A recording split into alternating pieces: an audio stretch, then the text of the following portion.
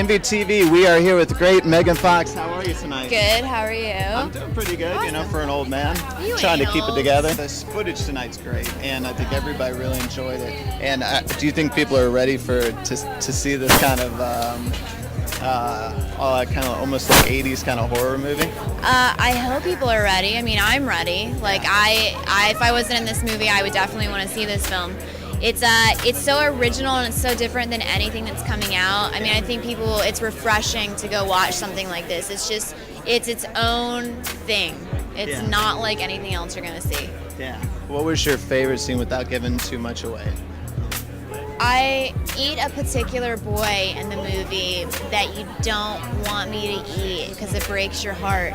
And he's such a sweet boy in real life, and his character is so sweet that I kind of felt bad killing him, but I enjoyed it greatly. That footage was pretty amazing. You excited to unveil this on everyone? Yeah, I'm really excited for people to see the whole movie because the movie sort of starts out crazy and it just gets crazier. It's definitely a movie that I'm really looking forward to just audiences getting a crack at it. Oh, that's cool. So is there anything else that you could tell us without spoiling it? There's some pretty entertaining seductions of both girls and boys in the movie, and I think there's a lot of emotional stuff about just being in high school and wanting to be recognized that a lot of people are gonna just feel familiar with when they watch it, and I think it's just a really entertaining movie. Yeah.